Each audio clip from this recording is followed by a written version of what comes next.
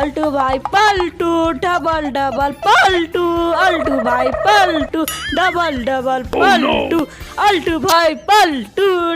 Video बनाओ तनी लड़का समझता समझे स्टार हो गई। चिंटू चिंटू देख देख रीजन जाता ना अपने आप के बहुत बड़ा स्टार समझेला, जूता मोजा चश्मा पहन के अपने आप के बहुत बड़ा स्टार समझेला।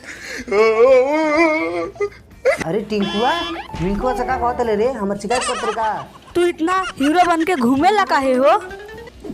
अरे टिंकुआ तो नहीं जानत का हम यूट्यूब पर वीडियो बनावनी स्टार हो गइल बानी। साधन एंटरटेनमेंट मरबे न तो सगरी वीडियो हमरे आई, सब वीडियो मिलियन पार करला, मिलियन क्रॉस कर देला। तार वीडियो तो हम देखले बानी और मने को लाइक नहीं रहेला।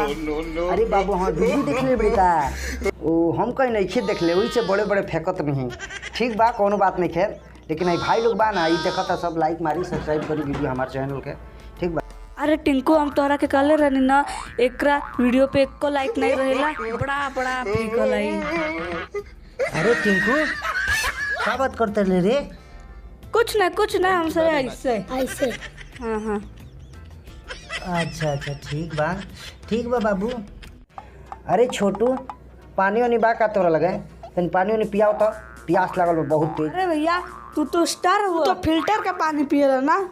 अरे छोटू सादा पानी भी रही तो चली, दवा बेरा बहुत तेज प्यास लागल बाटे, अभी हमरा बहुत लंबा जाएगा बाटे, पूरा लोकेशन देखे जाएगा बाटे वीडियो शूट करे खातिर। प्यास में पानी तू है तो चली। जो हम पेशाब करके पनिया रखले बानी ना थोड़ा और पेशाब कोके।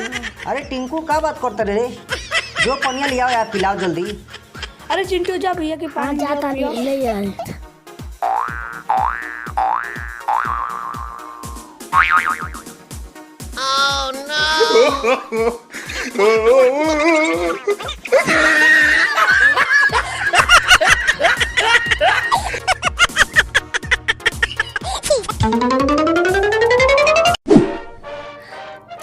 जाता नहीं है चाय पिलाई।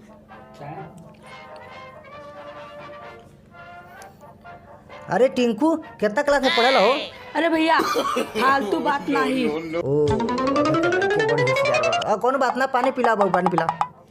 अरे भैया लो पानी पी, हमारे दोस्त आई गल। हाँ दो अरे पानी तो एकदम बढ़िया लागता रे बाबू। कहो ना बिस्लरी कहो ना। हाँ बिस्लर फिल्टर के लागत एकदम ओरिजिनल पानी लागता। करे चिंटू फिल्टर का बना। हाँ ठीक बा। हाँ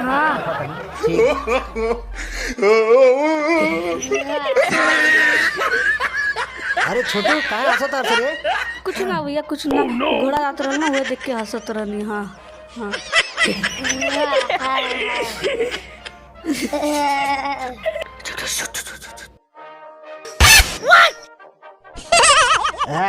का पानी बा छोटू एकदम मजा आ गल पी के यार। लसन फिर आएम न तो फिर पी ले सब पानी। ठीक बा रखले रहसन, अबे आवत नहीं हम घूम घाम के। हाँ ठीक है छोटू, अबे आवत नहीं हम लोकेशन देख के आवत नहीं। हाँ फिर आएम तो फिर पानी पी ले जसन, रखले रहसन। हाँ जातन बहुत हीरो बन के घूमत रहा, एकरा के पेशाब का पानी पियाइए बहुत मजा आएगा ना चिंटू। हाँ टिंकू दोबारा मिले ना तो फिर पेशाब का पानी पियाई देवल जाए ना चिंटूआ। हाँ बहुत घूम लनी छोटुआ लौके लसन तो फिर पानी मांगे लेकिन से। अरे का भल का हंसत बड़ा? वीडियो बनावेला ना ओकरा के हम सबे पेशाब का पानी पिया दा, खूब मजा। हाँ ये अरे टिंकू पानी जौन पिलौले तहन बहुत मीठ रह रे, बहुत मजा आइल, पूरा घूम के नहीं लेकिन हंसमेंट ना बोल, थोड़ा और पिए का मन करता बा का और पानी तनी लियाओ तो तनी पियाओ। अरे छुटवा लेके आ जो। हाँ लेके आ।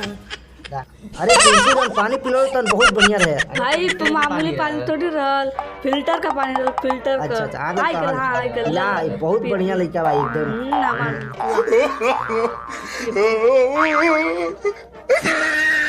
कैसन का पानी बना ना। हाँ एकदम बढ़िया पानी लगता है।